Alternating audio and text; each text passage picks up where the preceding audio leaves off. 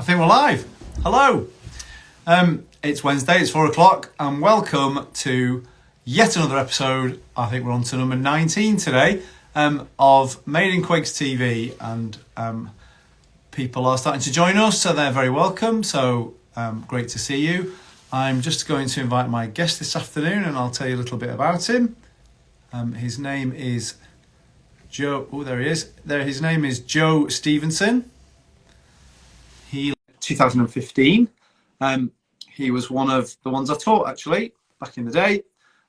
He did A-levels in maths, biology, did very well his A-levels in maths, biology, chemistry and physics. And then he left Quakes to study medicine at the University of Nottingham. And now I'm getting a message to say he wants to join. So let's see if we can get that going. This is always the tricky bit. Nothing yet. So welcome to those joining us. I'm hoping to connect with Jo very soon. We did eventually get the test to work, but currently it's not responding to that. So I'll fill a little bit longer and hopefully he will appear. Yeah, as I was saying, Jo currently works down south in Farnborough, and we'll get him to tell us all about that, as a junior clinical fellow. And now I'm getting a message saying he's unable to join. Well, that's not what we're after, so let us try that again. And this time it's worked, although he needs to turn his camera on. Hey, we got there. We got there. Oh, yeah. So I promised you Instagram would be the easiest thing in the world, and yet we're casting about trying to talk to each other. But here we are. It's I've done a little introduction for you, and I told everyone what A-levels you did. Maths, biology, chemistry and physics, I think that's right. Yeah, the full set. The full set, excellent. Classic medicine subjects, although other subjects are available, but sciences and maths is often a route people follow.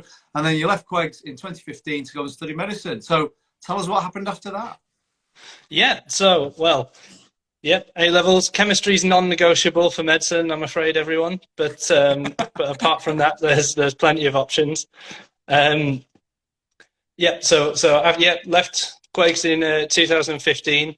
Did a 5-year medicine course at the University of Nottingham, and then 2 years of foundation training, which is during sort of 2020, 2021, so peak COVID times. Indeed. And now this year, I'm working as a junior clinical fellow on an intensive care unit here in Surrey, near Farnborough. Excellent. And did you know, or when did you know that you wanted to be a doctor? How far back in your life was that in your mind? Yeah. So I started making my sort of decision around GCSE year, and for me at that point it was very much a split in my mind between a sort of an engineering career or medicine. I was very mathsy, sciencey based student.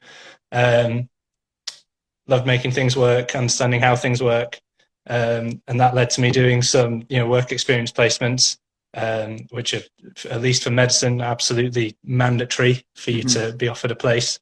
But for the engineering thing, not so much. And I found my engineering office placement, for me, quite dull, to be honest. It was a lot of sitting at a computer, working in a, sort of practically with numbers and that sort of thing. But when I went and did my sort of hospital-based medicine placements, the first one, which was at Pinderfields, just around the corner in the A&E department, spent a week there. Absolutely, fascinated by what's going on. It's managing to spend most of your day working sort of on your feet, doing practical things, with all the knowledge that you've got from that extensive training. I thought it was going to be far more interesting and exciting work environment for me. Yeah, and that's brilliant. And so work experience sort of steered you one way. So then obviously you said there chemistry is mandatory. It's quite an arduous application process. What do you remember about the application process? You have to go for interviews, you have to have lots of work experience. Yeah. So you will interview. Every medical school will interview everyone who gets in. There's no, interview-free, unconditional offers. No, even just conditional offers without interview. It's an arduous application process, and it is that way. So some of it is just trying to thin the crowd. Yeah. Because it's a very popular. There's far more people applying than there are places, and some of it's as straightforward as that. But I think parts of the very sort of aggressive requirements, like in interview, they're really looking for you to have done a significant amount of workplace-based experience in medicine and medicine-adjacent fields. And I think a big part of that is because they want to make sure that students sort of understand the career, because it's a massive commitment. And of course, nowadays they're charging you $9,000 a year for the privilege, but the fact is that the degree costs, the university and the NHS a lot more than $9,000 a year. So they're investing in you as a student, and they want to make sure that you understand what you're getting into, and that you're not going to be put off by what comes next. I think that's a really important point. Exactly that. That's why it's hard to get into, because they want the right people, and so that's why it is a bit of a grilling. We see that year on year, and I'm sure you went through the same thing. So you had an interview at Nottingham, obviously, because you got in. Did you have interviews anywhere else? I did. So nobody applied to Sheffield. They didn't interview anyone from Quegs in my year. I think there were 12 of us, and I certainly remember at least one person already had an offer from Cambridge. Or it was either Cambridge or Oxford. Someone had a firm offer, and Sheffield then still rejected them even for interview. Sheffield weren't interested in anyone. That was a wasted application on my part. Sheffield had incredibly high standards that year for one reason. Yeah, obviously. And then I also interviewed at Bristol and Newcastle. Yeah. And did they make you offers as well? So no, unfortunately, none of it really panned out my way. The Nottingham interview, I was really ill on the day of, and I don't think I did very well. I was just unwell. Didn't do my best. And then the Bristol interview was really quite a harrowing experience. There's a few different styles of medical school interview. So the three I did, all were very different. At Newcastle, it was a panel interview. Sat across from three members of the faculty, being interviewed more directly, like a traditional sort of job interview you might imagine. And then what I think things are moving towards now, more medical schools are doing. Certainly, it was sort of transitioning during my application. I think more schools do it now. Is MMIs, and multiple mini interviews. Yeah. So they'll have multiple stations assessing different things. And you'll go around them, and they're all scored independently. And it's quite nice because because it feels like, if you're messing up on one section, you've got a separate station with a separate assessor to sort of start again from scratch. Sure. But the Nottingham one was 4 stations, which felt really quite reasonable and like appropriate. And the Bristol one was either 10 or 11. Gosh. 10-minute stations. It was too much. Honestly, it was horrible. Yeah. And what sort of things do they have you doing at these stations? Are they simulating what being a doctor's about, or what sort of is all different things you said? So they're trying to elicit particular skills in each station. Nothing sort of that directly requires any doctoring knowledge or ability, because that's obviously it's not the point. The stations often have an ethics station is an absolute classic, where they'll talk to you about ethics, and it'll generally be in a fairly accessible sort of a way, talking about situations that you realistically might come across. Nothing too rooted in like what you might see in actual clinical practice, but what do you do if fellow students are cheating on exams, or this sort of thing. And then they'll also have quite often some sort of communications type station. I know at Nottingham what they did was it was a simulated type thing. They brought in an actor playing an old lady who was too short-sighted to see inside her purse or something, and just sat you in the room with her and like behave how you would, and they're expecting you to offer to help and be polite and helpful and that sort of thing. And each of these is an assessment of everything, and they're watching how you behave and the sort of Yeah, yeah, yeah. yeah. And there's no right answer there. I guess would you say you've got to be yourself, but No, there's only wrong sort of answers. there is answer. There's wrong answers for you to avoid. Yeah. Um, Well, yeah. Okay. There are wrong answers, but there are multiple right answers in terms of how you can proceed. Yeah, sure. That's really interesting. And I think, as you say, I think it probably has become more common in recent years at medical school. So it's good for people to be aware of that and to think about the sorts of things. And that I don't know, medical schools tend not to share massive amounts of information about that. They want people to react, I think, on the day with what they're faced with, which I think again is part of the assessment, isn't it? So yeah. So obviously, like, some element of it's always going to come as a surprise, but there's so many things that you can anticipate about the medical school interview that you know are going to come up. That is pretty much guaranteed that they're going to at some point want you to talk about ethics. Yeah. At some point they're going to want you to talk about all your work experiences and what you've learned from them about medicine and why you want to do medicine because of them or in spite of them or you know, whatever. some sort of reflection on you know, to show that you haven't just done them because they're a hoop to jump through, but because they're there for you to learn what you're signing up for. Yeah, and that's another excellent point, and really useful for people watching who may be thinking or already be doing, in fact, a medical application, because it's, as it was in your time, it's still a popular route for boys and for girls at the girls' school as well. So you went on to study medicine, and you said it was a 5-year. How is that made up? What's the sort of different elements of that? So that's longer than most degrees, isn't it?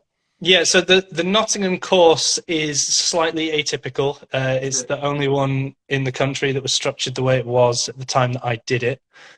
So it might maybe be slightly more helpful if I just outline the two common ways it's done, and then I'll talk about what they do at Nottingham that's slightly different. Yeah. So the two common ways it's done is a 5-year degree and a 6-year degree. Mm-hmm. And the 5-year degree typically has 3 largely preclinical, so sort of 2 to 3 preclinical years, and then the remainder clinical placement. So you start off your uni experience sort of with the more traditional sort of degree structure, like what other people doing other STEM degrees might have: lectures, small group teaching, exams, where you're learning sort of basic biochemistry, microbiology, pharmacology, all basic sciences underpinning medicine. And then the second half of the degree is clinical placement, and it's taking that, you know, the scientific basis of medicine and learning to put it into practice, developing those patient-facing skills, examination skills, and basic competency at some of the sort of key practical procedures you'll be expected to perform as a newly minted doctor. Indeed. And then the 6-year course that you know is available in many universities is the same as that, but sandwiched in the middle. You take a year out of the sort of key core medicine curriculum to do a BSc in something life science related. So right. It could be microbiology related, or public health, or epidemiology, these sorts of things. And then what Nottingham does is it smushes the 6-year one into the 5-year right. time span. They take away all your 3rd-year summer holiday, and you come out of it with a BMed Sci instead of a BSc, which is a slightly less valuable degree. Although I will say to everyone that now it doesn't really matter, because in my time, the intercalated degrees counted towards your ranking for foundation jobs. Okay. So the B, so having any one of them contributed more to your ranking, but the BMed Sci contributed less than a BSc. So if you did the 6-year course instead of the 5-year one I did, you got the same grade, you got like an extra 10% or something. Oh, right. But now you get no points for anything. So it's more of a choice. Right. And so just unpack that a little bit more. You said a ranking. So everybody sits the same exams, and you put on. So everybody sits in equivalent. Yes. So everybody sits their exams, and all your relative score in your years gets compared between universities.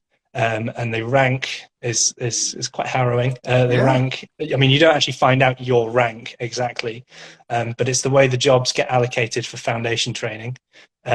Is that you preference, or you're allowed to preference every job in the country, every region that is foundation teaching school region.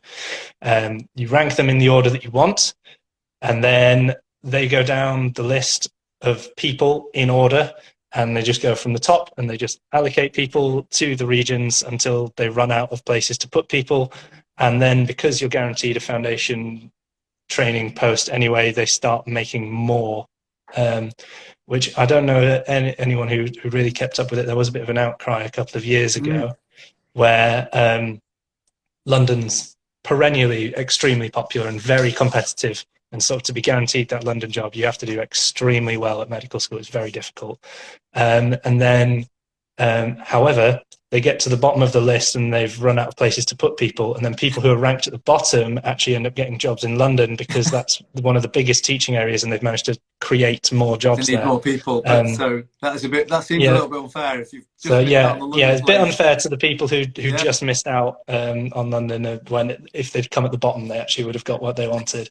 But yeah, so the ranking system is it's a little nasty in that you can really sort of be placed anywhere in the country, and that is a fact of just medical training in general. Until you are a consultant, you will be rotating between hospitals at the very least, if you're in training, and you have limited control over the regions you're in. Right. Okay. So you go where the placements are and where you set. Yeah. So for foundation training, you really don't have that much choice, because you don't get full registration as a doctor until you've completed the first year of foundation training. So that's when you get your GMC number, and from there you are sort of technically allowed to do what you want, but you don't have any specialty training. So there's limited opportunities, but you can move to other things and take jobs directly employed by an NHS trust instead of being in ongoing training. So really, to get that first foundation year, you don't have a lot of choice. You go where you're told. Yeah. So where did you go after that? What happened to you? Where did you go for your first year? Where did you? Yeah, so I was in West Yorkshire. Yorkshire is, I mean, you can look online at the competition ratios for all the regions, but pretty much year on year, Yorkshire has 1-to-1 allocation of people, which means if you put it as, no matter what your ranking is, if you put it as your first choice, you tend to get it, and if you don't put it as your first choice, you don't tend to get it. So it fills on the first pass, essentially. Most years. So yeah, I got West Yorkshire, then so all of Yorkshire is one region, and then once you've got to Yorkshire, you fight over who goes to north, east, west, and south. So I got to West Yorkshire, and then I did my first year in Leeds, and my second year was actually in the Wakefield area. So came back in the Wakefield Trust, the Pinderfields. Yeah, so it's the Mid Yorkshire Trust, and it's Pontefract, Dewsbury District Hospital, Pinderfields General. And then there's also the Mental Health Trust in the area as well, South and West Yorkshire Mental Health Trust. Right. And so you were there for, do you say 2 years that you did so that? one year in Leeds, the F1 year, and then the F2 year in Wakefield area, yeah. Okay, so now you're a fully qualified doctor. You've got your GMC. So after that first year, you're fully qualified. It's at the end of the first year you get your full registration. And then you did another year. And then what did you do next? So hang on, this was all happening through COVID, you said. So yeah. Tell us a bit about that, because that's a different time to be doing your training, I would imagine. So it had a minimal impact on medical school. So I was a final year student. And we were so it really ended in my medical elective getting cut short, which spring is 2020, when you would have just been finishing. Spring 2020. So as part of something that most medical schools do is that there's a period where you've finished your final exams but you're still a student. So they'll often have two things that happen in that time period between completing your exams and graduating. Is they'll first of all, let you do an elective where you go abroad or actually even in the UK to have some sort of medical learning experience. Lots of people choose to go abroad because who doesn't want to go on a holiday? Indeed, travel a bit, yeah. And B, because in more sort of developing countries, they give medical students a lot more leeway to be involved in things because they're more stretched for staff, and their training is potentially of a lower standard than ours. And so even for some of these countries, even a medical student turns up and gets treated as if they're qualified. Yeah. So lets people get more hands-on experience than they would be allowed to in the UK. Oh, interesting. And that's the sort of thing you hear people go to Africa and study tropical medicine, or they go to different places and see something different that perhaps isn't freely visible in the UK. Is that the case? Yeah. That sort of and I mean, and it's something that happens at sort of all grades, even professionally. Like, so there's some things that are more that you're more able to learn abroad. Like, I mean, it's something that medical students do as well. But South Africa, for example, is a place that a lot of people go to get more familiar with treating like major trauma, because they have a lot more gun and knife crime, and those hospitals are more used to dealing with all of that. So if you want to go somewhere to learn how to deal with those injuries, then you're not going to see that much in the UK. Sure. Wow. Or malaria, or various other things. Yes, or malaria. Although you would be surprised. Really? Maybe not. Okay, cool. So so that was the beginning, and then you went, and then COVID hit. So what did you do for an elective, or did you not get an elective? Yeah, so I very nearly got stuck in Tanzania. Wow. Yeah, so I went to Tanzania for my elective, and I was there for a grand total of 2 weeks before everyone started closing their borders, and I came home in a big rush. Yeah. Otherwise, you'd have been there a long time. Well, the plan was like a month and a half or something, but wow. Didn't come to fruition. And then after the elective, the second thing that they normally do in that period is you have a placement in the UK focused on, at least at Nottingham, they call it transition to practice, where you're getting that sort of final experience to transition from being a student to being a doctor, who, you're going to have limited support overnight and all of that sort of thing. To just sort of really pin down those last skills. All of that got cancelled. All that got cancelled, and we got graduated early. And they ran the transitional sort of foundation doctor scheme, where they brought in graduated medical students early to help staff during COVID. I did not participate because graduated because all the places for that scheme in West Yorkshire had been taken by the time my early graduation had come to fruition, and moving out of the region for what was a completely temporary job didn't seem very wise. So I enjoyed it was excellent weather that summer, and I enjoyed lockdown. You stayed in lockdown, much like everyone else. Indeed, and that was, and I remember it was in the school terms. It was a very uncertain time. It was, things were changing rapidly, and no one really knew what was going on. And I guess that was the same in the medical profession at that point. It was a fast changing. We were listening in the evenings for what the government were going to say next. What was, it was a very strange couple of months looking back now. Is that how you remember it as well? Yeah. I mean, I remember it was especially in the early point. It was very sort of turbulent, not knowing exactly what was going to happen in terms of graduation, and in terms of what was joining the workforce early. How optional was it going to be? What was the situation going to be like? But yeah. So yeah, looking back on it, it was, some people earned some nice early money over what would have just been a summer holiday. I think it turned out really that a lot of the sort of early foundation doctors weren't so necessary, but I'm sure some were very much appreciated. Indeed, and it was, again, we just didn't know, did we? And things panned out as they did. And so, okay, that takes us up to 2020, and then what? What have you been doing the last? And then what? And then foundation year one, which is in Leeds. Yeah. After 5 years of training, that's when it all really starts. Is being the F1. You're the most junior member of the doctoring team. You haven't you think you've practiced all of these skills on simulation dummies and occasionally patients as a medical student, but there's always someone sort of stood behind you watching, and all of a sudden you let loose. It's on you now. There's people who are ill and people who are poorly who need your help, and it's me. I've got to do it. Well, I mean, there is a lot of of supervision and support in those early days, particularly with actual decision making. You're not really left on your own with that. But in terms of at least in the Leeds Trust when I worked there, there's a lot of those basics, practical procedural skills like taking blood, putting in cannulas, putting in catheters, these sorts of things that you're expected to know how to do. And actually, you might have done it last 3 months ago on a piece of plastic.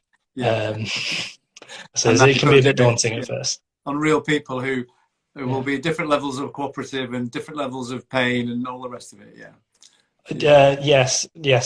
Patients can be astonishingly uncooperative. I'm sure. And then, so that's year one and all the challenges that brings. And, you came through that all right and then came to Wakefield. And what changed? What changes through that period? Are you doing different things? Is the idea? Yeah, so the foundation program, the foundation program is a 2-year program consisting of 6 separate rotations within one teaching area. So mine was West Yorkshire. You get to rank all the jobs, foundation jobs in the area by preference, and they get allocated in the same way the regions do. So there are a variety of pairings available in West Yorkshire. At least they all involved working 1 year in one set of hospitals and a second year in a different set of hospitals. So you'll get to experience what working is like in different trusts and how the environment can differ. And it also means that everyone in the region gets some time in the big hospitals in Leeds, where there's a big tertiary centre with lots of specialist stuff that doesn't exist elsewhere in the county. But I know here in the hospital trust I'm at the moment, some foundation doctors spend both years in one hospital, never mind one trust. So it does vary by region. Each you spend 4 months with each specialty, and there's 6 of them.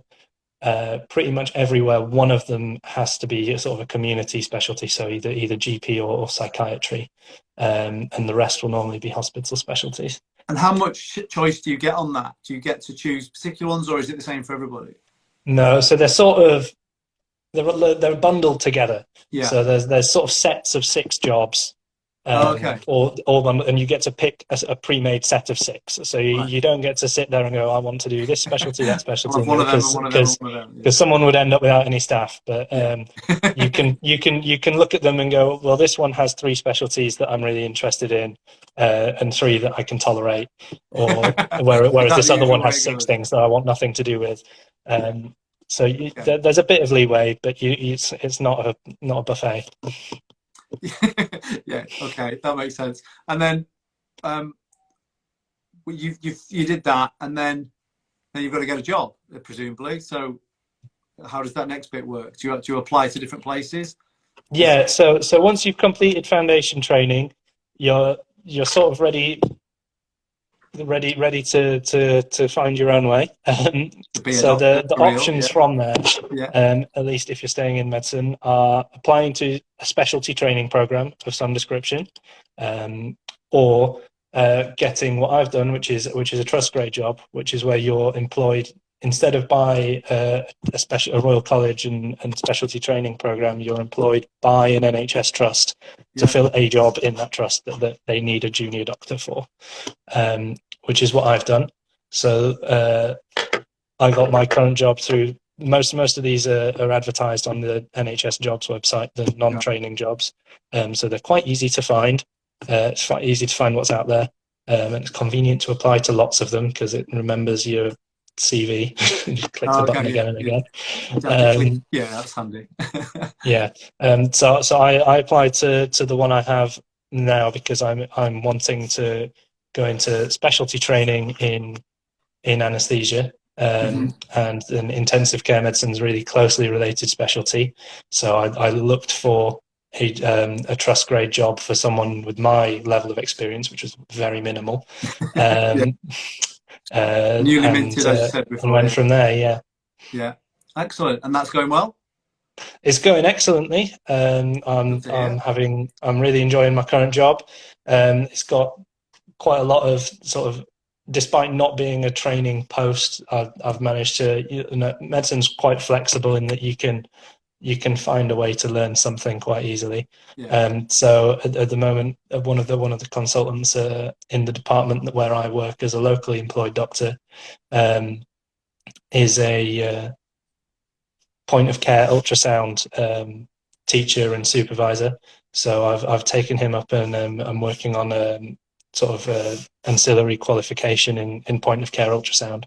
Oh, So that's, as well as actually being employed and earning money, I'm also developing my portfolio by working in a specialty that's adjacent to what I want to do, and I'm getting extra qualifications out of the whole thing.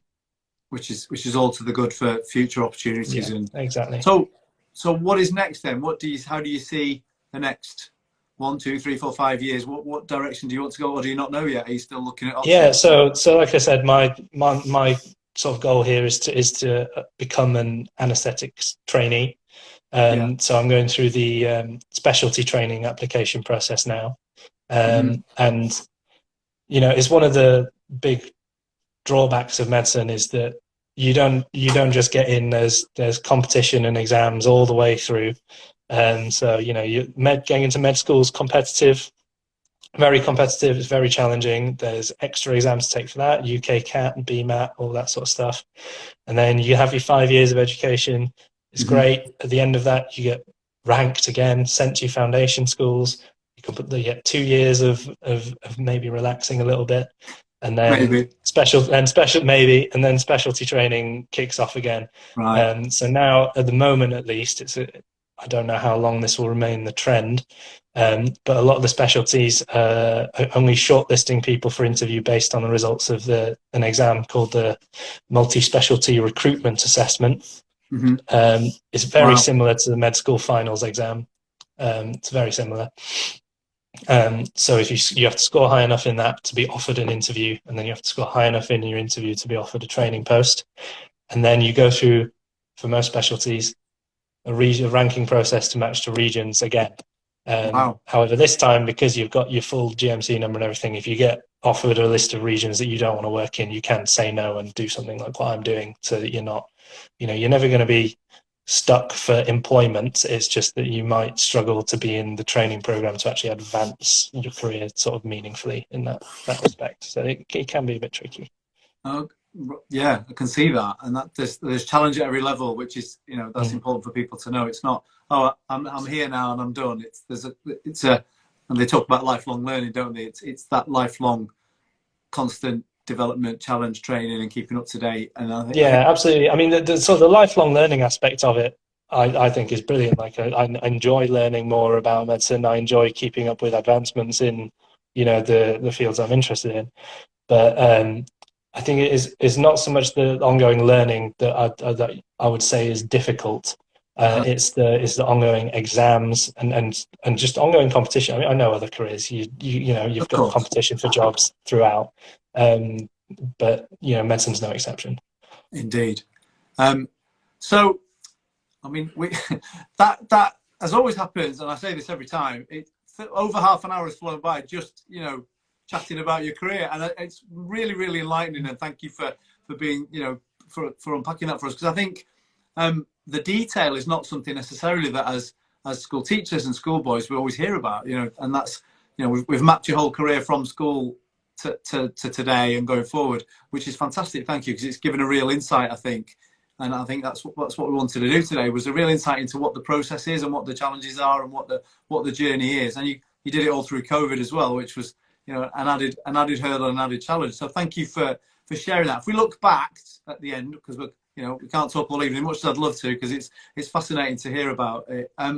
If we look back to your time at school, what enduring memories have you got? When you think back, my time at Quakes, what sort of things leap out at you as strong memories? To reminisce for a moment. I mean, to be honest, a lot of time on the bloody freezing cold rugby pitches. Yeah. What position did you play? Remind me, I can't remember. I was on the wing. I was on the wing. You were the wing, yeah. Yeah. Speed merchant down the wing, yeah. And so a lot of time in the cold playing rugby, and obviously you worked hard in your lessons. Naturally, always paying attention. Always pay attention. Worked hard at your maths, did particularly well in that, I remember. Any teachers you want to give a shout out to? Anybody particularly that you remember as being quite influential? I mean, I think all the I had a great cohort of sort of teachers for my sixth form subjects. Definitely, I enjoyed all of them, and I think that's part of how I managed to do well and get the results I wanted. Yeah. Always enjoyed your lessons. It'd be rude to say otherwise. Well, most kind, thank you. I wasn't fishing for it, but that's great.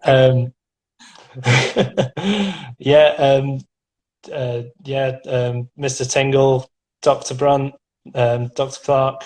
Yeah, I had a good set of teachers all around. That's good. Some of those guys retired now. Dr. Clark's still here. He's got the office next door actually.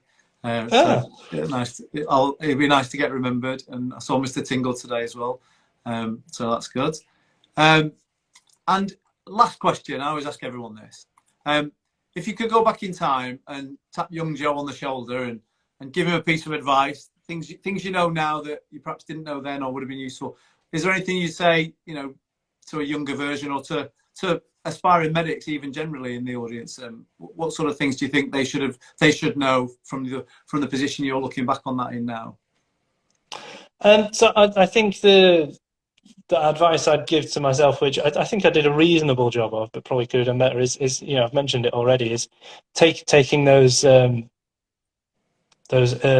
placements in medicine seriously, and not just seeing it, because I did see them as a hoop to jump through. Like I went to them saying, "Oh, I have to spend a week doing this. I need to do more placements. I need to do more placements."